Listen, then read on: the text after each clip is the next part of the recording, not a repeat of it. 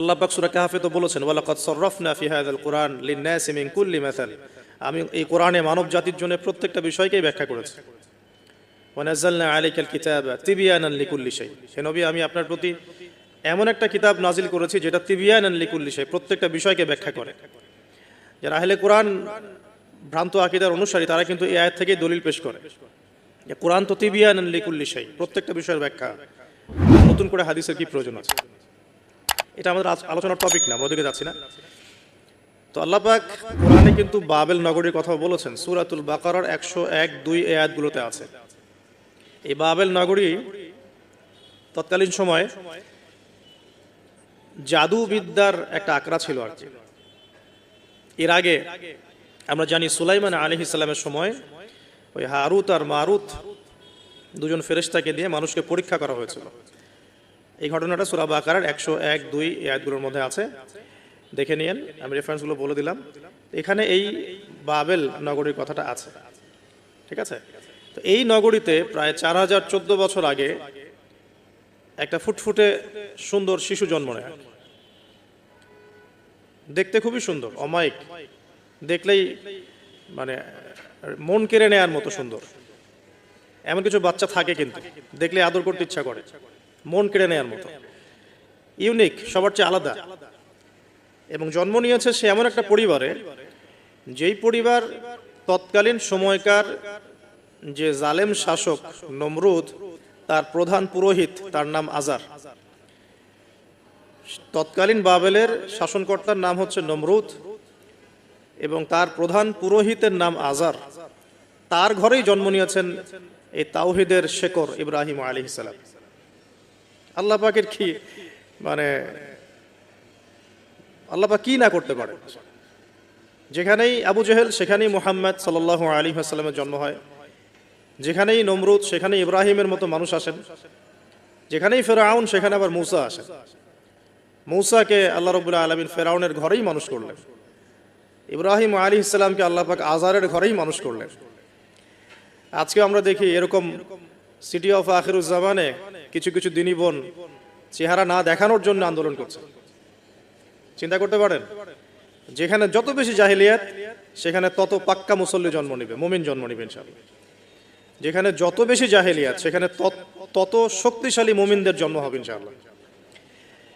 তো এখন তৎকালীন নমরুদ যে সভ্যতার অধিবাসী ছিল, এই সভ্যতাটাকে আমরা বলে কালাডীয় সভ্যতা। এটাকে কালাডীয় সভ্যতা বলা হয়। এটা মূলত জাদুর জন্য একটু বিখ্যাত ছিল, যেটা রেফারেন্স আমি দিলাম সুলাইমান আলাইহিস সালামের যুগ থেকে। এখানে আজারের ঘরে জন্ম নিয়েছেন আমাদের নবীগণের পিতা, মুসলিম জাতির পিতা ইব্রাহিম আলাইহিস সালাম। সুবহানাল্লাহ। বলা বাহুল্য যে নমরুদ কিন্তু 400 বছর বেঁচে ছিল এবং 400 বছর হায়াত পাওয়ার পরে সে মনে করছিল যে সে কখনো মারা যাবে না। এরপরেই সে নিজেকে খোদা দাবি করা শুরু করেছে আর কি। এই বাচ্চা ছেলেটা বড় হতে লাগলো। যারা সমাজকে পরিবর্তন করে তারা কিন্তু সমাজের স্রোতে গা ভাসায় না। নবী সাল্লাল্লাহু আলাইহি ওয়াসাল্লামের জন্মটা একটু মিলাই এটার সাথে, আমাদের নবীও ঠিক এরকমই একটা সমাজে জন্ম নিয়েছেন। ইব্রাহিম আলাইহিস সালাম যেমন জন্ম নিয়েছেন শিরকে ভরা সমাজে, চতুর্দিকে মূর্তি পূজা হচ্ছে, ইভেন তার বাসায় তার বাবা হচ্ছে মূর্তি পূজারীদের সর্দার, তার ঘরে তিনি জন্ম নিয়েছেন। ঠিক তেমনি রাসূল সাল্লাল্লাহু আলাইহি ওয়াসাল্লাম যে মক্কায় জন্ম নিয়েছেন, সেই মক্কা ছিল শিরকের আকড়া। সেখানে লাত, উজ্জা, হুবল, মানাতের পূজা হতো, সুদ ছিল, জিনা ছিল, ব্যভিচার ছিল, মাদক ছিল, গোত্রীয় হানাহানি ছিল, নারীর অবমাননা ছিল। এরকম আইয়ামে জাহিলিয়াতেও নবী সাল্লাল্লাহু আলাইহি ওয়াসাল্লাম জন্ম নিয়েছেন। নবী সাল্লাল্লাহু আলাইহি ওয়াসাল্লাম ইব্রাহিম আলাইহিস সালাম দুজনের চেহারাও একরকম ছিল, দুজনের চেহারার গঠনটাও একরকম ছিল, দেহের গঠনও একরকম ছিল। মেরাজের রাতে নবী সাল্লাল্লাহু আলাইহি ওয়াসাল্লাম দেখে এসেছিলেন ইনি কে, যাকে দেখতে হুবহু আমার মতো লাগছে। জিবরাইল আলাইহিস সালাম বলেছেন ইনি আপনার পিতা ইব্রাহিম আলাইহিস সালাম। সুবহানাল্লাহ। ঠিক তেমনি আমরা খেয়াল করে দেখি যে জীবনের যে চড়াই উতরাই, পারিবারিক জীবন, সামাজিক জীবন, হিজরতের জীবন, দিন প্রতিষ্ঠা ইত্যাদি, প্রত্যেকটা ডিপার্টমেন্টেও ইব্রাহিম আলাইহিস সালাম আর মুহাম্মদ সাল্লাল্লাহু আলাইহি ওয়াসাল্লামের মধ্যে একটা চরম মিল আছে। এটা আমরা আস্তে আস্তে এই গল্পের ভিতরে গেলে বুঝতে পারবো। আর এই কারণেই হয়তোবা আল্লাহ ভালো জানেন, এই কারণেই হয়তোবা আমরা যখন তাশাহুদের পর দরুদ পড়ি, আমরা দরুদের মধ্যে অন্য নবীর নাম নিচ্ছি না, আমরা মুহাম্মদ সাল্লাল্লাহু আলাইহি ওয়াসাল্লামের সাথে ইব্রাহিম আলাইহিস সালামের নাম নিচ্ছি। হতে পারে এটা একটা কারণ, আল্লাহ ভালো জানেন। এখন এরকম পরিবেশে বড় হতে লাগলেন ইব্রাহিম আলাইহিস সালাম। আমি একটু আগে বলেছি যারা সমাজকে পরিবর্তন করে তারা কখনো সমাজের জাহিলিয়াতের স্রোতে গা ভাসায় না। মুহাম্মদ সাল্লাল্লাহু আলাইহি ওয়াসাল্লাম সমাজ পরিবর্তন করেছেন আয়ামে জাহিলিয়াতকে মাত্র 23 বছরের ব্যবধানে, কিন্তু তিনি কিন্তু জাহিলিয়াতের সাথে গা ভাসান নাই। তিনি কখনো সুদ খাননি, তিনি কখনো মূর্তি পূজা করেন নাই, তিনি কখনো কোনো অন্যায় গুনাহ করেন নাই, তিনি কখনো মাদকদ্রব্যের কাছেও যান নাই, কিন্তু সমাজটা ছিল এগুলোতে নিমজ্জিত। ঠিক ইব্রাহিম আলাইহিস সালামের ক্ষেত্রেও সেম। তিনি একজন প্রধান পুরোহিতের ঘরে জন্ম নিয়েও কখনো মূর্তির ধার কাছে যান নাই।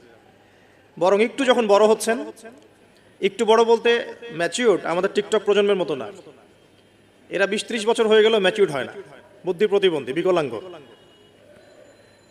ইভেন ইদানিং আমাদের মেয়েরা ছেলে হচ্ছে আর কি। আমাদের নারীরা এখন পুরুষত্ব দেখাচ্ছে, আর আমরা পুরুষেরা ফেসবুকে একটা স্ট্যাটাস দিয়ে ক্ষান্ত হয়ে থাকি। এটুকু আমাদের দায়িত্ব উম্মার প্রতি। আর এখানে আমরা দক্ষতা অর্জন করেছি অনেক। আমরা মনে করি আমরা সবাই কিবোর্ড মুজাহিদ, আমরা এটা মনে করি। এটাই যুদ্ধ, এটাই জিহাদ। আর নারীরা মাঠে যুদ্ধ করছে এখন সম্ভ্রমের জন্য, অধিকারের জন্য ইত্যাদি। ফ্যামিলিস্ট রেভলিউশনের দিকে তাকালেও তাই দেখা যায়। ছেলেরা এখন বেকার হয়ে যাচ্ছে, কিন্তু মেয়েরা স্বাবলম্বী হচ্ছে। তারা দিনদার নয়, এই মেয়েগুলো দিনদার নয়, কিন্তু জীবনে প্রতিষ্ঠিত হওয়ার জন্য লড়ছে, চ্যালেঞ্জ গ্রহণ করেছে। এটা ছেলেদের উচিত ছিল। আজারের ঘরে জন্ম নিয়ে আসে ইব্রাহিম কিন্তু চ্যালেঞ্জ গ্রহণকারী একটা ছেলে। সে এখন তার পিতাকে বলছে, কি বলছেন আমরা একটু কোরআনের ভাষা শুনি। আল্লাহ রাব্বুল আলামিন বলেছেন সূরা মারিয়ামের মধ্যে এসেছে ঘটনাটা 41 থেকে 45 নম্বর আয়াতের মধ্যে। আল্লাহ পাক বলছেন ওয়াজকুর ফিল কিতাবি ইব্রাহিম বা'দা আউযু বিল্লাহি মিনাশ শাইতানির রাজীম। হে নবী মুহাম্মদ সাল্লাল্লাহু আলাইহি ওয়াসাল্লাম, আপনি এই কিতাবে ইব্রাহিমের ঘটনা বর্ণনা করুন। ইয ক্বালা লিআবিহি, যখন ইব্রাহিম তার বাবাকে বললেন, তার বাবা মানে আযারকে বললেন, ইয়া আবাতি, হে আমার বাবা, লিমা তা'বুদু, তুমি কেন ইবাদত করো এমন সত্তার, মা লা ইয়াসমাউ, যে শুনতে পারে না, ওয়ালা ইউবসিরু, দেখতেও পারে না, ওয়ালা ইউগনি আনকা শাইআ, তোমার কোনো উপকার করতে পারে না। একটা ছেলে যার বয়স হবে 15 থেকে 20 হয়তো বা হাইয়েস্ট, তার কাছে কি এমন জ্ঞান আসলো যে সে তার বাবাকে এখন চ্যালেঞ্জ করছে। তার জ্ঞানতাত্ত্বিক যুদ্ধ শুরু হলো, আদর্শিক যুদ্ধ শুরু হলো বাবার সাথে। হে আমার বাবা, আপনি কেন এমন সত্তার ইবাদত করছেন যে শুনতেও পারে না, অসারতা দেখিয়ে দেওয়া হচ্ছে চোখে আঙ্গুল দিয়ে, দেখতেও পারে না, আপনার তো কোনো উপকারও করতে পারে না, কোনো ক্ষতিও করতে পারে না। ওয়ালাম ইউগনি আনকা শাইআ, ইয়া আবাতি, হে আমার বাবা, ইয়া আবাতি ইন্নী আখাফু আন ইয়ামাসসাকা আযাবুম মিনার রাহমানি ফাতাকুনা লিশ-শাইতানি ওয়ালিয়া, হে আমার বাবা, আমি ভয় পাচ্ছি যে আপনার উপরে না আবার আল্লাহ পাকের গজব নেমে আসে এবং আপনি শয়তানের ওলি না হয়ে যান। ওলি মানে কি? বন্ধু, বন্ধু, শয়তানের বন্ধু না হয়ে যান। ইয়া আবাতি ইন্নী ক্বাদ জাআনি মিনাল ইলম মা লাম ইয়াতিকা ফাত্তাবি'নি আহদিকা সিরাতান সাওয়িয়া। কি চমৎকার কথা। ছোট্ট ছেলেটা বলছে, হে আমার বাবা, আমার কাছে একটা জ্ঞান আসছে, জ্ঞান, আমার কাছে একটা জ্ঞান এসেছে যেটা তোমার কাছে আসে নাই। ফাত্তাবি'নি, তুমি আমার অনুসরণ করো। আহদিকা, আমি তোমাকে পথ দেখাবো। সিরাতান সাওয়িয়া, সহজ সরল পথ দেখাবো তোমাকে। সন্তান বাবাকে নসিহত করছে। দেখো, সন্তান বলছে আমার কাছে এমন জ্ঞান এসেছে বাবা যেটা তোমার কাছে আসে নাই, তুমি আমাকে ফলো করো, আমার অনুসরণ করো, আমি তোমাকে পথ দেখাবো। Ego problem, ego. আজকেও যখন কম বয়সী কোনো মানুষ বেশি বয়সের কাউকে দাওয়াত দিতে যাবে, এরকম প্রবলেম ফেস করতে হবে। তার বাবা কি বললো, কেন ফেস করতে হবে আল্লাহ পাক সেটা বলেছেন সূরা বাকারা। এটা এই সূরাটা সূরা বাকারায় বলেছেন ওয়া ইযা কিলা লাহু তাকিল্লাহ, কিছু মানুষ আছে যাদেরকে যদি বলা হয় আল্লাহকে ভয় করুন, আখাযাতহুল ইজ্জাতু বিল ইসম, তাদের প্রেস্টিজে লাগে। এক কথায় কি? প্রেস্টিজে লাগে, প্রেস্টিজ নষ্ট হয়। আখাযাতহুল ইজ্জাতু বিল ইসম ফাহাসবুহু জাহান্নাম, আল্লাহ বলেন ওর জন্য জাহান্নামই যথেষ্ট। এখনকার সমাজে এই প্রবলেমটা আপনারা ফেস করবেন। যদি আপনার বয়স কম হয়, আপনার কাছে অনেক জ্ঞান থাকলেও মানুষ সমাজের নিতে যাবে না। আপনি ক্রিপ্টোকারেন্সি নিয়ে কথা বলছেন, এক শ্রেণীর ধর্মনেতাই আপনার পিছনে লেগে যাবে। আপনি ইসলামিক রেভলিউশন নিয়ে কথা বলবেন, ইসলাম এস্টাবলিশমেন্ট নিয়ে কথা বলবেন, ইউনিটি নিয়ে কথা বলবেন, উম্মার করণীয় নিয়ে কথা বলবেন। আপনি এই বয়সে, এত ছোট বয়সে আপনি উম্মার প্রবলেমসগুলো ফাইন্ড আউট করে সেগুলো সলিউশন নিয়ে কথা বলবেন, এত বড় সাহস আপনার? এটাই প্রবলেম। অথচ চমৎকার একটা বিষয়, আমাদের সমাজে এগুলো দেখা যায়, অন্য কোথাও দেখা যায় না। কোনো ড্রাইভারকে জিজ্ঞাসা করবেন, কোনো ড্রাইভারকে জিজ্ঞাসা করবেন, তার স্কিল সম্পর্কে জিজ্ঞাসা করবেন যে আপনার স্কিল কেমন। একটা অ্যান্সার দিবে, আমি 10 বছর থেকে চালাই, বা 15 বছর থেকে চালাই, আমি 27 বছর থেকে গাড়ি চালাই। মানে তার এই বয়সটাই হচ্ছে স্কিলের মানে দলিল, সার্টিফিকেট। এখন এরকম চলছে দিনী অঙ্গনেও। আমি 20 বছর থেকে ফতোয়া দিই, আমি 32 বছর থেকে ওয়াজ করি, আমি এই করি, আমি সেই করি। এই যে জাহির করা, আল্লামা তাকি উসমানী দামাত বরাকাতু এবং তার যারা ছাত্ররা আছেন সারা উপমহাদেশে, স্পেশালি বাংলাদেশে, তাদের অনেকের সাথে আমি দেখা করেছি। তারা একটা নসিহত সবাই কমন ভাবে করেন, দেখি নসিহতটা করেন যে কখনো নিজেকে জাহির করবা না, কখনো নিজেকে জাহির করবা না, তাহলে আল্লাহ তোমার এলেম কেড়ে নিবে। আর আমরা এখন দিনী অঙ্গনে জাহির করার জন্য ব্যস্ত, আমি এত বছর থেকে এটা করি, আমি অত বছর থেকে করি, অথচ এটা কোনো দলিল নয়, এটা কোনো সার্টিফিকেট নয়। এত বছর থেকে বলার পরেও ভুল হতে পারে, যেটা ভুল হবে সেটা শুধরে নিতে হবে।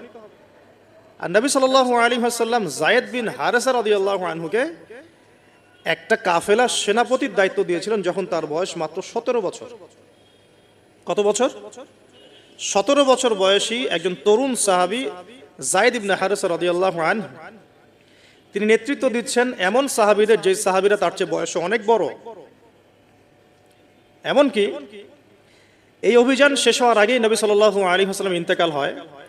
তার পরবর্তীতে আবু বকর সিদ্দিক রাদিয়াল্লাহু আনহু সেই অভিযান আবার চালানোর চেষ্টা করেন, আবার চালানোর জন্য মনস্থ করেন।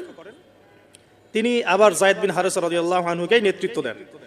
এটা নিয়ে ওমর রাদিয়াল্লাহু আনহু তাকে কিছু কথা বলেন যে আপনি যায়েদ বিন হারেসাকে নেতৃত্ব দিচ্ছেন, বয়সে ছোট সাহাবী, তার পিছনে অনেক বড় বড় সাহাবী থাকবে, তারা তো তাকে নাও মানতে পারে, এটা কেমন হয়? বারবার তাকে ভেটো দিচ্ছেন। শেষমেশ আবু বকর সিদ্দিক রাদিয়াল্লাহু আনহু একটু রেগেই বললেন যে ইস্তা'মালাহু রাসূলুল্লাহ ওয়া আনতা তা'মুরুনি আন আনজি'হু, তাকে স্থলাভিষিক্ত করেছে স্বয়ং আল্লাহর রাসূল, আর তুমি এসে আমাকে বলছো আমি তাকে অপসারণ করব। সুবহানাল্লাহ। নবী সাল্লাল্লাহু আলাইহি ওয়াসাল্লাম যোগ্যতা দেখতেন মানুষের, কার যোগ্যতা কতটুকু আছে। তো ওইদিকে আমি ভিতরে ঢুকছি না। আমরা এখন সোশ্যাল অ্যাফেয়ার্সে যা দেখি যে আমরা যোগ্যতার চাইতে অন্যান্য বিষয়গুলোকে বেশি মূল্যায়ন করা শুরু করি। এতে করে তরুণরা উঠে আসতে পারে না, তরুণদের জার্নি অনেক টাফ হয়। এবং যারা স্পেশালি জেনারেল ব্যাকগ্রাউন্ড থেকে দিনের দিকে আসার চেষ্টা করেন, তারা পদে পদে হতাশ হয়। তাদেরকে বুকে নেওয়ার মানুষ খুব কম থাকে। কেন জানি তাকে মানুষ কাউন্টার মনে করে, এনিমি মনে করে, অন্তর্দাহ সৃষ্টি হয়, জ্বালান হয়।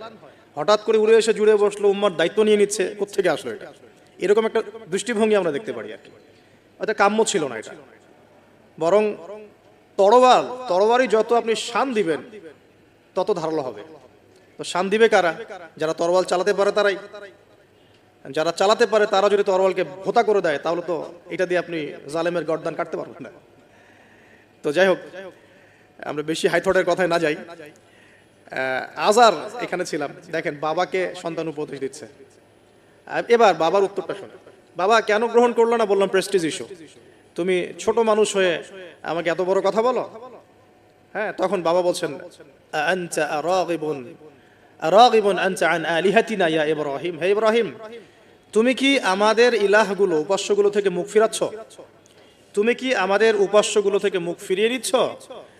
আনতা রাগিবুন আনতা আন আলিহাতিনা ইয়া ইব্রাহিম লা ইল্লাম তানতাহি, যদি বিরত না হও, ঠিক যেমন থ্রেট আমাদেরকে করা হয়, যদি বিরত না হও, লা ইল্লাম তানতাহি লা আরজুমান্নাকা রাহজান মালিয়া। তিনি বলছেন যদি বিরত না হও তাহলে তোমার মাথাটা পাথর দিয়ে মেরে ফাটিয়ে ফেলবো। আরজুমান্নাকা মানে রজম করবো। রজম মানে কি? কোমর পর্যন্ত গেথে পাথর মারা। বিবাহিত পুরুষ জেনা করলে যেটা শাস্তি হয়। লা ইল্লাম তানতাহি, যদি বিরত না হও, লা আরজুমান্নাকা রাহজান মালিয়া, দূর হও এখান থেকে বের হও হতভাগা, আমরা বলি না, দূর হও এখান থেকে। ঠিক ওই রকম, যদি ফিরে আসো ভালো কথা, না ফিরে আসলে রজম করে দিব, মাথা ফাটিয়ে ফেলবো পাথর দিয়ে মেরে, এখান থেকে দূর হও হতভাগা। কাকে বলছে এটা? ইব্রাহিম আলাইহিস সালাম। এবার তিনি খুব নরম সরম মানুষ, শান্তিকামী মানুষ। তিনি বলছেন ক্বালা সালামুন আলাইক। এই সালামুন আলাইক কথাটা শিখে নেবেন, জীবনে অনেক ক্ষেত্রে কাজে লাগবে। সালামুন আলাইক মানে আপনার উপর শান্তি বর্ষিত হোক। যখনই আপনি কলিউশন অ্যাভয়েড করতে চাবেন সালাম দিয়ে চলে আসতে হবে, সেটা পরিবারেও, সমাজেও, দিন প্রতিষ্ঠার ক্ষেত্রে। কেউ আপনাকে সমালোচনা করছে, গালিগালাজ করছে, গীবত তহমত করছে, আপনাকে নিয়ে এপিসোড বানাচ্ছে, মানে আপনি কি করবেন? প্রত্যেকটার কাউন্টার দিতে থাকবেন? তাহলে আপনার গোল নষ্ট হয়ে যাবে, আপনার গোল থেকে আপনি বিচ্যুত হয়ে যাবেন। এগুলো নিয়ে আপনাকে ব্যস্ত থাকতে হবে। তখন এগুলো নিয়ে উম্মাহ ব্যস্ত আছে বলেই এখন পর্যন্ত গোল অ্যাচিভ হয় নাই। আমরা এগুলো নিয়ে ব্যস্ত আছি বলেই এখনো গোল অ্যাচিভ হয় নাই। তো এই কারণে ইব্রাহিম আলাইহিস সালামের সুন্নাহ হচ্ছে সালামুন আলাইক, তোমাদের উপর শান্তি বর্ষিত হোক। হ্যাঁ, তবে যে জায়গাটাতে দালিলিকভাবে জ্ঞানতাত্ত্বিক যুদ্ধ করতে হবে সেটা করতে হবে, সেটা অন্য ইস্যু। তো ইব্রাহিম আলাইহিস সালামকে পরিবার ছাড়তে হলো। পরিবার মানে তার মাকে ছাড়তে হলো, তার বাবাকে ছাড়তে হলো। তার কোনো অপরাধ আছে? ইব্রাহিম আলাইহিস সালামের কোনো অপরাধ আছে? না। এখন আমরা তো অনেক সময় মনে করি আমি তো নিরপরাধ, নির্দোষ, তাহলে আমার উপরেই কেন এরকম হচ্ছে? ইব্রাহিম আলাইহিস সালামের কোনো অপরাধ আছে? নাই। তাকে ঘর ছাড়তে হলো, বাড়ি ছাড়তে হলো, তার বাবা তাকে বের করে দিলেন। এখান থেকে লেসন নিয়ে নেন, আজকের প্রথম লেসন, যে আপনি আমি যদি হকের উপর থাকি, সর্বপ্রথম বাধাটা পরিবার থেকে আসতে পারে, কারণ সবার পরিবার একরকম না। এখনকার মেজরিটি সংখ্যক পরিবারগুলোই জাহেল, একদম জাহেল, বস্তুবাদী, জানোয়ারের মতো। মানে খাও দাও, সেক্সুয়াল সম্পর্ক, বিয়ে শাদী, সন্তান, এর বাইরে কিচ্ছু চিন্তা করতে পারে না। দুনিয়া আর দুনিয়া, এর বাইরে কিচ্ছু চিন্তা করতে পারে না। ইল্লা মাশাআল্লাহ কিছু পরিবার আছে এর বাইরে, তাদের কথা আলাদা। সবাই তো আর ছোটবেলা থেকে আধ্যাত্মিক পরিবার পায় নাই, দিনই পরিবার পান নাই। আর এটার পরিমাণ দিন দিন কমেই আসছে। ম্যাক্সিমাম পরিবার এখন জাহান্নামের টুকরা আর কি। আল্লাহ পাক পরিবারকে বলেছেন জাহান্নাম থেকে বাঁচাও, কু আনফুসাকুম ওয়া আহলিকুম নারা। এখন ওই পরিবারই হয়ে গেছে জাহান্নামের টুকরা। আপনি দিনের পথে চলতে চাইলে প্রথম হোঁচটটা পরিবার থেকে খেতে পারেন। এটা ইব্রাহিম আলাইহিস সালামের জীবনেও যেমন হয়েছে, মুহাম্মদ সাল্লাল্লাহু আলাইহি ওয়াসাল্লাম জীবনেও সেম। ওই যে মিলাদ ছিলাম কিভাবে, তার ক্ষেত্রেও সেম। চাচারা শত্রু না? চাচারা শত্রু, আশপাশের মানুষ শত্রু। চাচা এসে বাড়ির সামনে খড়কুটা ফেলে দিয়ে যায়, চাচি এসে ময়লা আবর্জনা ফেলে দিয়ে যায়, কেউ গালি দেয়, কত সমস্যা। যখন নিজের মানুষটা আপনার এগেনস্টে চলে যায় তখন মনটা ভেঙে যাবে, স্বাভাবিক। কারণ নিজের মানুষটা সারা দুনিয়া যদি আপনার বিপক্ষেও থাকে, কাছের কিছু মানুষ আপনার পক্ষে থাকে, তখন আপনি বাসাতে অ্যাটলিস্ট সিংহ, তখন বাসা থেকে এনার্জি নিয়ে বাইরে যুদ্ধ করতে পারবেন। কিন্তু বাহিরে সবাই মোটামুটি ধরেন যে আপনার পজিটিভ, তো বাসায় এসে দেখলেন যে বাসায় আপনার কোনো রকম অনুকূল পরিবেশ নাই, তখন বাইরে সিংহ হলে বাসায় বিড়াল হয়ে থাকতে হবে।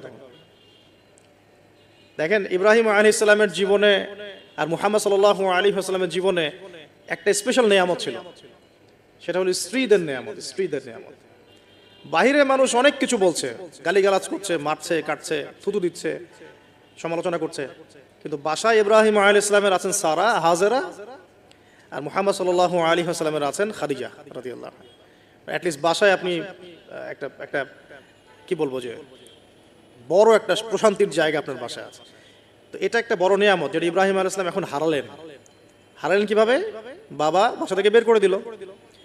এখান থেকে বুঝতে হবে যে দিনের পথে চলতে গেলে প্রথম বাধা পরিবার থেকে আসতে পারে। তাই বলে তাদের সাথে কোনো রকমের দ্বন্দ্ব সংঘাতে যাওয়া যাবে না। সালামুন আলাইক, সালামুন আলাইক, তোমাদের উপর শান্তি বর্ষিত হোক। ইব্রাহিম বলছেন সালামুন আলাইক, হে বাবা আপনার উপর শান্তি বর্ষিত হোক। শুধু তাই না, আরো বলছেন আস্তাগফিরুল্লাহ রাব্বি, আমি আপনার জন্য আল্লাহর কাছে ক্ষমা চাইব ইনশাআল্লাহ। ইন্নাহু কানা বি হাফিয়া, তিনি আমার প্রতি খুব মার্সিফুল, আশা করি তিনি আমার দোয়া কবুল করবেন। কিন্তু যখন তিনি জানতে পেরেছিলেন যে তার বাবা শিরকের উপর আছেন, আল্লাহ পাক মাফ করবেন না, সূরা তওবার মধ্যে আছে, তখন থেকে তিনি আর ক্ষমা চান নাই, বাবার জন্য ক্ষমা চান নাই। তো এবার ইব্রাহিমের সফর শুরু হলো, একাকিত্বের সফর। তার মানে একটা বিষয় এটাও শিখতে হবে, হকপন্থীদের সাথে আল্লাহর দেয়া একটা বিশেষ নিয়ামত হচ্ছে একাকিত্ব। হকপন্থীদের লাইফে আল্লাহ পাকের পক্ষ থেকে একটা বিশেষ অনুগ্রহ হচ্ছে একাকিত্ব। মানে একাকিত্ব কেন নিয়ামত বললাম? কারণ একাকিত্ব মানুষকে আল্লাহ চিনিয়ে দেয়। অনেক আলেম দেখবেন যারা জেল টেল খেটে বের হয়েছেন, তারা সবাই একটা কথা বলবে, জেলখানায় আমরা আল্লাহকে চিনেছি। সব আলেমরা এই কথা বলে যারা ওখান থেকে বের হয়ে আসে। কারণ একাকিত্ব মানুষকে গভীরভাবে ভাবায়, আল্লাহকে পাওয়ায়। আল্লাহর কাছে দোয়া করতে শেখায়, মানুষকে বোঝায় যে আল্লাহ ছাড়া কেউ নয় সাহায্য করার। তো যারা হকপন্থী হয় একাকিত্ব তাদের বরণ করতেই হয়, এটা মাথায় রেখে পথ চলতে হবে। ইব্রাহিম আলাইহিস সালাম পথ চলা শুরু করলেন। এবার কি হলো, তিনি কি বাসা থেকে বের হয়ে সেই এলাকা ওই নমরুদের দেশ ছেড়ে চলে গিয়েছিলেন? উত্তর না, প্রথমে তিনি চলে যান নাই। প্রথমে তিনি ওই সমাজেই থেকেছেন, থেকে দাওয়াত দেওয়ার চেষ্টা করেছেন। তিনি ওই সমাজেই থেকেছেন, থেকে দাওয়াত দেওয়ার চেষ্টা করেন, ঠিক মুহাম্মদ সাল্লাল্লাহু আলাইহি ওয়াসাল্লামের মতো। সমাজের মানুষ যখন নির্যাতন নিপীড়ন করছেন, তিনি কি শুরুতেই সমাজ ছেড়ে বের হয়ে চলে গেছেন? না, 13 বছর দাওয়াত দিয়েছেন। কত বছর? 13 বছর। তো ইব্রাহিম আলাইহিস সালাম সমাজের মানুষকে দাওয়াত দেন। কিভাবে দেন? কোরআনে এভাবে ভাষা আসছে। সূরা, আমি সূরাগুলোর নাম বলে দিই, আপনারা চেক করে নিয়েন। সূরা আম্বিয়ার মধ্যে আসছে, সূরা সফফাতের মধ্যে আসছে, সূরা আনআমের মধ্যে আসছে। তো তিনি দাওয়াত দেন এভাবে যে ওয়াইজ ক্বালা ইব্রাহিম, যখন ইব্রাহিম বললেন লিআবিহি ওয়া কওমিহি, তার বাবাকে এবং তার কওমকে বললেন, মা হাযিহি তামাসিলুল্লাতী আনতুম লাহা আকিফুন, তোমরা এইসব কি মূর্তির উপাসনা করো, এদের চারপাশে ঘুরতে থাকো, কি সব করো? তো তারা বলে যে নাহনু বাল ওয়াজাদনা আবাআনা কাযালিকা ইয়াফআলুন, আমরা আমাদের বাপ দাদাদেরকে দেখেছি এইভাবেই করতে। তাদের রেফারেন্স কিন্তু এটাই ছিল, কোনো দালিলিক জ্ঞানতাত্ত্বিক যুক্তি বিজ্ঞান দর্শন এখানে নাই। দর্শন এখানে কি ফিলোসফিটা কি, বাপ দাদাদেরকে দেখেছি করছে।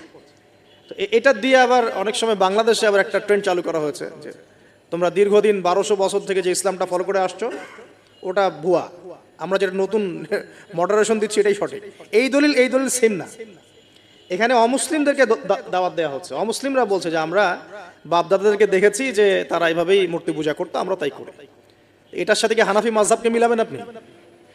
হ্যাঁ, হানাফি মাযহাব বাপ দাদা থেকে চলে আসে, ভুয়া, নতুন যেটা দিচ্ছি এটাই সঠিক। আস্তাগফিরুল্লাহ। তো আমরা হাত চেঞ্জ করাটাকে এখন মনে করি হিন্দু থেকে মুসলমান হইলাম মনে হয়, হাত বদল করাটাকে মনে হয় যে হিন্দু থেকে মুসলমান হয়েছি মনে হয়। গভীরে ঢোকেন, ওলামায়ে কেরামদের মানে দার্সে গিয়ে বসে গভীরে ঢুকলে বুঝতে পারবেন যে ইসলামিক স্কুল অফ থট গুলা প্রত্যেকটারই ভিত্তি আছে, এগুলোর গভীর শেকড় আছে, ভিত্তি আছে। আল্লাহ, রাসূল এবং রাসূলের সাহাবীগণ, এই তিনটাকেই মানতে হবে। আপনি যদি বলেন যে আমি সাহাবীদেরকে মানি না, খালি আল্লাহ এবং রাসূলকে মানি, তাহলে আল্লাহকে রাসূলকে মানতে পারবেন না। সাহাবীদের অনুসরণ না করলে রাসূলকে ফলো করতে পারবেন না। তো ওইটা আজকের ইস্যু না, এটা ফিকহি অনেক ব্যাপার, গভীর ব্যাপার, এটা অন্যদিন কথা হবে। এই দলিল কিন্তু সেম করা যাবে না আবার, যে আমরা বাপ দাদা থেকে দেখে আসছি তোমরা নামাজ এইভাবে পড়ো, এই নামাজ ওই দলিল চলবে না, আমারটা ঠিক, এটা ঠিক না। নামাজ যেটা পড়ে আসে তারা, এটা ঠিক আছে, এর প্রত্যেকটা দলিলের মধ্যে অথেন্টিসিটি আছে। এরকম করে সমাজে ফিতনা ছড়ানো ঠিক হবে না, বিভ্রান্তি ছড়ানো ঠিক হবে না। এখন আসুন ইব্রাহিম আলাইহিস সালামকে কি আনসার দিচ্ছেন? আমরা আমাদের পিতা মাতাদেরকে দেখেছি, বাপ দাদাকে দেখেছি এরকম তাওয়াফ করতে, মূর্তির চারপাশে পূজা করতে, নজর দিতে। তো ইব্রাহিম আলাইহিস সালাম বলছেন যে হাল ইয়াসমাউনাকুম, এই মূর্তিগুলো কি তোমাদেরকে শুনতে পারে? ইস্তাদউন, যখন তোমরা একে ডাকো। হাল ইয়ানফাউনাকুম, তোমাদের কোনো উপকার আসতে পারে? আও ইয়াদুররুকুম, তোমাদের কোনো ক্ষতি করতে পারে? তার দলিলগুলো কিন্তু অকাট্য। ইব্রাহিম আলাইহিস সালামের দলিলগুলো কিন্তু এখানে, যুক্তিগুলো কিন্তু অকাট্য। আসলে কি সে শুনতে পারে? আসলে কি সে দেখতে পারে? আসলে কি সে তোমার উপকার করতে পারে? তাদের কিন্তু কিছু বলার নাই এখানে। তারা বলছে বাল ওয়াজাদনা আবানা কাযালিকা ইয়াফআলুন, আমাদের পিতা মাতা বাপ দাদাদেরকে দেখেছি এইভাবেই করতে। ইব্রাহিম আলাইহিস সালাম বলছেন যে ইন্নাকুম আনতুম লাফি দালালিম মুবিন, তোমরা তো সুস্পষ্ট বিভ্রান্তির মধ্যে আছো তাহলে। তো এরকম আরো অনেক আয়াত আছে সূরা সাফফাত, শিয়াতিহি লা ইব্রাহিম ইয জাআ রাব্বাহু বিকলবিন সালিম ইয ক্বালা লিআবিহি ওয়া কওমিহি মাযা তা'বুদুন, তোমরা কিসের ইবাদত করো? আইফকান আলিহাতান দুনাল্লাহি তুরিদুন, তোমরা কি আল্লাহ সম্পর্কে মিথ্যা আরোপ করতে চাচ্ছ? ফামা যান্নুকুম বিরাব্বিল আলামিন, আল্লাহ রাব্বুল আলামিন সম্পর্কে তোমাদের কি ধারণা? এভাবে তিনি তার কওমকে দাওয়াত দিতে লাগলেন। কিন্তু তাদের কওমের দলিল একটাই ছিল, বাপ দাদাদেরকে দেখেছি এভাবে মূর্তি পূজা করতে, তাই করি। সনাতন, এটা ছিল কি সনাতন থটস। অথচ সর্বপ্রথম এটা শুরু হয় কোন নবীর আমল থেকে? নূহ আলাইহিস সালাম। নূহ আলাইহিস সালামের যুগের মানুষ সর্বপ্রথম এই মূর্তি পূজা শিরক করেছে। এর আগে মূর্তি পূজা ওয়ার্ল্ডে ছিল না, নূহ আলাইহিস সালামের যুগ থেকে শুরু হয়েছে। তাহলে এটাকে আমরা সর্বোচ্চ পর্যায়ে সনাতন বলতে পারি না। তারও আগে যে সময় চলে গেছে, ওই সময় মানুষ তাওহীদপন্থী ছিল। আদম আলাইহিস সালামের যুগে তখন মানুষ এই কাজ করতো না। শুরুটা কেমন করে হলো? ভালো উদ্দেশ্যেই শুরু হয়েছিল, ভালো মনে করে। কেমন? যে মানুষ এরকম চিন্তা করে নিয়েছিল যে এই মানুষগুলো লাত, উজ্জা, হবল, ইয়াগুথ, ইয়াউক, নাসর, ইয়াগুথ, ইয়াউক, নাসর, এই ভালো মানুষগুলো আল্লাহর খুব নেককার বান্দা ছিলেন, তাদের স্ট্যাচু তৈরি করা যায়, তৈরি করলে কি হবে, এগুলোকে দেখলে আমাদের আগ্রহ জন্মাবে ইবাদত করার ব্যাপারে। এটা ছিল ওদের থটস। শয়তান এভাবেই তাদেরকে ইনফ্লুয়েন্স করেছিল আর কি, তারা তাই করলো। এই জেনারেশনটা যখন মারা গেল, পরের জেনারেশন যখন আসলো, তখন শয়তান ওদেরকে বোঝালো, ধরেন 100-200 বছর পরে বোঝালো যে ওরা খুব ভালো মানুষ ছিল, ওদের মূর্তিকে মসজিদের বাইরে না রেখে ভিতরে ঢুকিয়ে ফেলো, তাদেরকে সেজদা করতে হবে না, ভিতরে ঢুকিয়ে ফেলো, ইবাদতে মনোযোগ আসবে। পরের জেনারেশন এই কাজটাই করলো। থার্ড জেনারেশনকে শয়তান বোঝালো যে সরাসরি ওদের কাছে চাইলেই হবে, তারা আল্লাহ পাকের অনেক মানে কি আনুগত্য প্রাপ্ত, নৈকট্য প্রাপ্ত বান্দা, সরাসরি তাদের কাছে চাইলেই হবে, আল্লাহর কাছে চাওয়া এখানে চাওয়া একই কথা, ওখানে সেজদা করা এখানে সেজদা করা একই কথা। এখান থেকে শুরু হলো সরাসরি স্ট্যাচু ওয়ার্শিপ, সরাসরি স্ট্যাচু ওয়ার্শিপিং এখান থেকে শুরু হয়েছে। তো আমরা আমাদের হিন্দু ভাই বোন যারা আছেন, আমাদের আশপাশে অমুসলিম ভাই বোন, তাদের প্রতি সম্মান রেখেই এই হিস্ট্রিগুলো পড়তে বলবো আর কি, এবং যুক্তি দর্শনগুলো খুঁজতে বলবো। আসলে কি তারা শুনতে পায়, আসলে কি সে আমার কোনো উপকার করতে পারে, আসলে কি সে আমার কোনো ক্ষতি করতে পারে, আসলে কি সে সৃষ্টিকর্তার প্রতিমূর্তি হতে পারে কিনা। তো আমরা এটা আহ্বান জানাবো, আমরা কারো ধর্মীয় অনুভূতিতে আঘাত করব না। ইসলাম আমাদেরকে এটা শিখায় না। ইসলাম এটা শিখায় যে মানুষকে হিকমার সাথে, প্রজ্ঞার সাথে দাওয়াত দেয়া, যাতে করে তারা জাহান্নামের রাস্তা থেকে ফিরে আসতে পারে ইনশাআল্লাহ। এখন আসুন, আরো একটা দাওয়াত ইব্রাহিম আলাইহিস সালাম তার কওমকে দিলেন। সেটা কি? এবার এখানে সমাজের মানুষের সাথে ওই সমাজের ধর্ম নেতারাও ছিল। সমাজে কিন্তু কয়েক শ্রেণীর মানুষ থাকে, মানে সামাজিক নেতা, ধর্মনেতা, রাষ্ট্রনেতা। তো রাষ্ট্রনেতা পর্যায়ে এখনো ইব্রাহিম আলাইহিস সালাম যান নাই, এখন সমাজ নেতা আর ধর্মনেতা চলছে আর কি। এবার ধর্মনেতা আসলো, এসে ধর্মনেতারা তাকে বোঝানোর চেষ্টা করলো যে এই আসমানের তারা, চাঁদ, সূর্য, প্রকৃতি, গাছপালা, এগুলোও ইলাহ, এগুলোর ইবাদত করা যায়। এই ঘটনা আল্লাহ রাব্বুল আলামিন সূরা আনআমের মধ্যে বলেছেন। তো ইব্রাহিম আলাইহিস সালামকে তারা দেখাচ্ছে, এটা আরবীয় একটা কাব্যিক ভাষায় কোরআনে এসেছে, চমৎকার ভাষায়, যে ফালাম্মা জান্না আলাইহিল লাইল, যখন তার উপর রাত আচ্ছাদিত হলো, রাআ কাওকাবা, তখন ইব্রাহিম আলাইহিস সালাম কি দেখলেন? আকাশে তারা দেখলেন। ঠিক আছে, তারা দেখলেন। মূর্তি পূজার এখানেই আছে, ধর্মনেতারাও এখানেই আছে।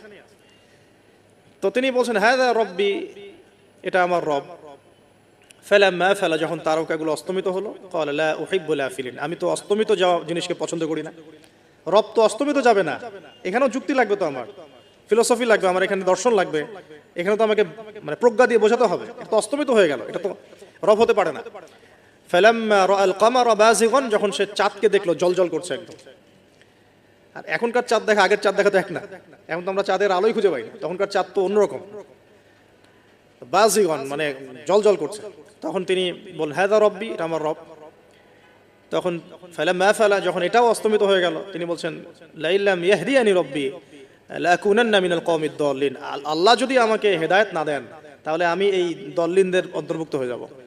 ইব্রাহিম আলাইহিস সালাম বলছেন ফালাম্মা রাআ শামসা বাযিগাতান, যখন এবার সূর্যকে দেখলেন দিনের বেলা, এটা তো আরো বড়, হাযা রব্বি হাযা আকবার, এটা আমার রব, এটা সবচেয়ে বড়, হাযা আকবার, এটা সবচেয়ে বড়। ফালাম্মা আফালাত, এটা যখন অস্তমিত হয়ে গেল, তখন তিনি বলছেন এই কথাটা যে ইয়া কওমি ইন্নী বারিউম মিম্মা তুশরিকুন, হে আমার কওম, তোমরা যেগুলোকে দিয়ে আল্লাহর সাথে শরীক করছো, এখান থেকে আমি আমার চেহারাকে ফিরিয়ে নিলাম। সুবহানাল্লাহ। তখন তিনি এই কথাটা বলেন ইন্নী ওয়াজ্জাহতু ওয়াজহিয়া লিল্লাযী ফাতারাস সামাওয়াতি ওয়াল আরদা হানিফাও ওয়া মা আনা মিনাল মুশরিকিন, আমি আমার চেহারাকে ফিরিয়ে নিচ্ছি এই আসমান সমূহ এবং জমিনের সৃষ্টিকর্তার দিকে, এবং আমি মুশরিকদের অন্তর্ভুক্ত নই। ইন্না সলাতি ওয়া নুসুকি ওয়া মাহইয়ায়া ওয়া মামাতি লিল্লাহি রাব্বিল আলামিন, আমার সালাত, আমার কুরবানি, আমার স্যাক্রিফাইস, আমার জীবন, আমার ফুল লাইফ, আমার মৃত্যু, সবকিছু কার জন্য? জগৎসমূহের প্রতিপালক আল্লাহর জন্য।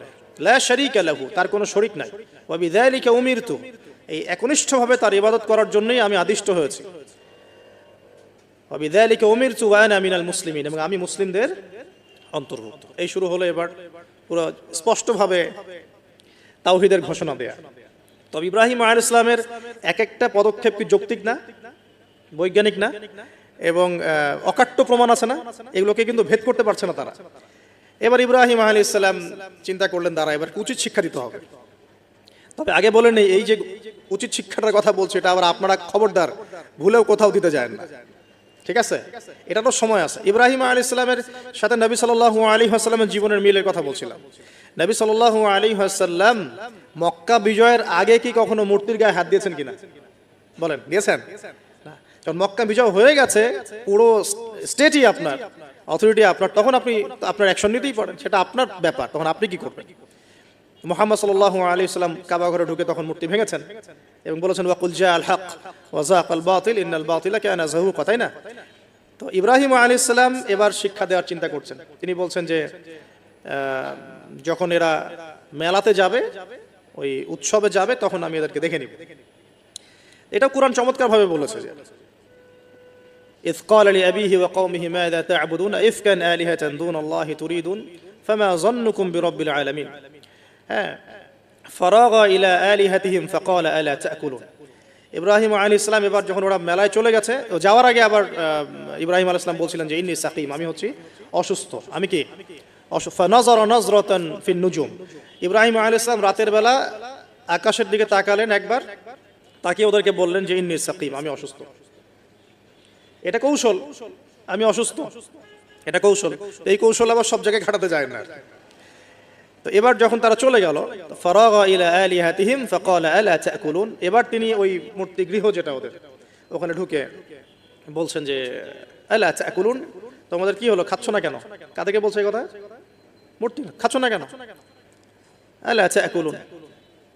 ফারাগা ইলা আলিহাতিহিম ফাকালা আলা তা'কুলুন মা লাকুম লা তানতিকুন, কি হলো, কথা বলছো না কেন? মা লাকুম লা তানতিকুন, কি হলো, কথা বলছো না কেন? এবার ফারাগা আলাইহিম দারবাম বিল ইয়ামিন, এবার ইয়ামিন মানে ডান হাত, ডানাতে যা পেয়েছিলেন আর কি, তা দিয়ে সবগুলোকে ভেঙে চুরমার করে ফেলছে। ব্যাস। এবার ওরা যখন আসলো, এসে বলছে যে আনতা ফাআলতা হাযা বিআলিহাতিনা ইয়া ইব্রাহিম, হে ইব্রাহিম, তুমি কি আমাদের উপাস্যদের সাথে এই কাজ করেছো? ইব্রাহিম বলছেন লা, না, বাল লা আসলে কোরআনে নাই, আমি নিজের মতো করে বললাম আরবি বলতে বলতে। বাল ফাআলাহু কাবীরুহুম হাযা, বরং এই বড়টা এই কাজ করছে। এর মধ্যে সবচেয়ে বড় যেটা আছে, এই ব্যাটার কাজ, আমি করি নাই, আমি তো করি নাই। তখন ওরা তো এটা তো হতভম্ব হয়ে গেল, যে সে বলছে যে তুমি তো জানো, তুমি তো খুব ভালো করেই জানো যে তারা কথা বলতে পারে না, নড়াচড়া করতে পারে না, কিছুই করতে পারে না। তখন তিনি বললেন তাহলে তোমরা কেন এমন ইলাহের উপাসনা করো যে কথাও বলতে পারে না, শুনতেও পারে না, দেখতেও পারে না, তোমার উপকারও করতে পারে না, ক্ষতিও করতে পারে না। কিন্তু এবারও কিন্তু যুক্তি নাই, কোনো তাদের কাছে কোনো দলিল নাই, কোনো প্রমাণ নাই, কোনো যুক্তি দর্শন কিচ্ছু নাই। এবার শুরু হলো জুলুম। জালেমের কাজ কি? যুক্তি, জ্ঞান, দর্শন, বিজ্ঞান এগুলো দিয়ে যখন পরাস্ত, এগুলো দিয়ে পারছি না, এবার পেশি শক্তি। এবার কি? পেশি শক্তি। ব্যাস, এবার পেশি শক্তি। ইব্রাহিম আলাইহিস সালামকে নিয়ে যাওয়া হচ্ছে নমরুদের দরবারে। এবার চলো, এবার তোমার আজকে খবর আছে। এবার পুরো রিমান্ড হবে 7 দিনের। একদিন রিমান্ড হলেই অবস্থা খারাপ হয়ে যাওয়ার কথা। ইব্রাহিম আলাইহিস সালামকে এবার নিয়ে যাচ্ছে ধরেন নমরুদের কাছে। কি যে হবে আল্লাহ ভালো জানেন। ইব্রাহিম আলাইহিস সালাম যখন যাচ্ছেন, তখন কি তিনি জানতেন যে আল্লাহ পাক তাকে আগুন থেকে বাঁচাবেন? এই ঘটনা যে ঘটবে তিনি কি জানতেন? আচ্ছা, আমরা না হয় জানি যেমনটা হয়েছিল। ইব্রাহিম আলাইহিস সালাম ওই সময় তো আর জানতেন না যে কি হতে যাচ্ছে। তার মানে তার ওই সময় তার ইমানের তেজ, তার স্থিরতা, ইস্তেকামা এবং তাওয়াক্কুল কত বেশি ছিল। তাকে নিয়ে যাওয়া হচ্ছে। এবারে নমরুদের সামনে দাঁড় করিয়ে নমরুদ এবার একটু মজা নিয়ে জিজ্ঞাসা করলো যে কে তোমার রব?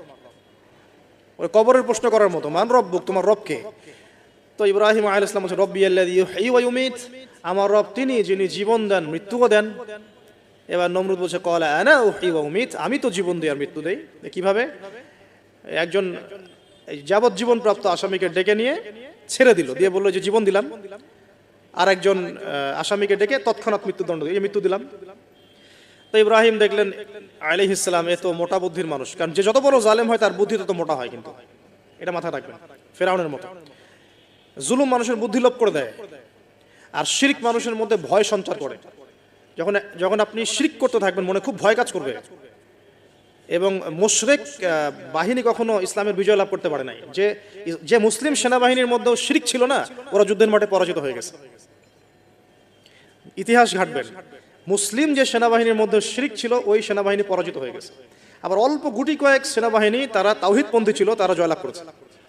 ইতিহাস ঘেটে দেখবেন। তো জুলুম কি করে বুদ্ধি লোপ পায়, নমরুদের বুদ্ধি লোপ পেয়ে গেল।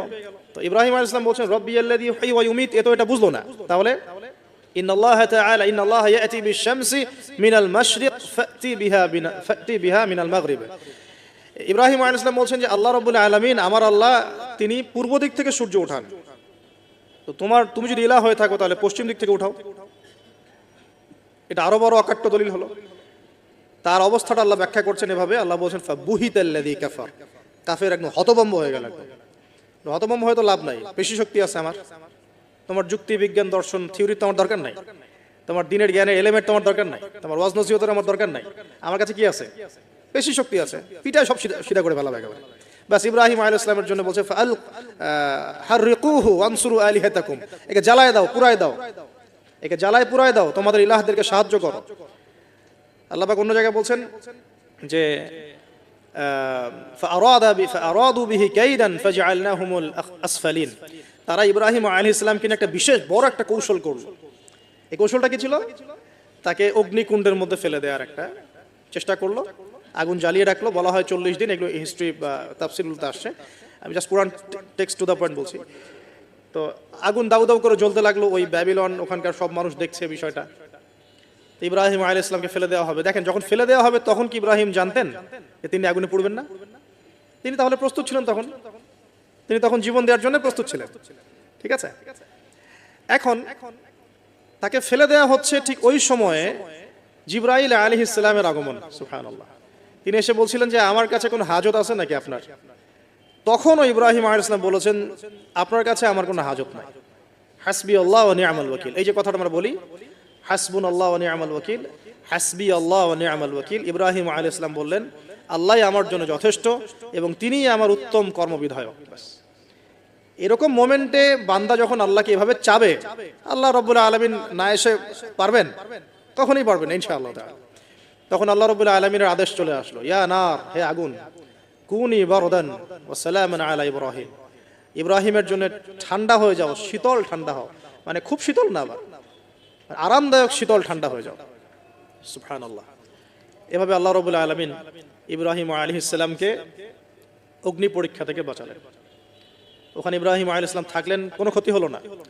তিনি পরবর্তী সময় বলেছিলেন ওই সময়টুকুর মধ্যেই তিনি শান্তিতে ছিলেন।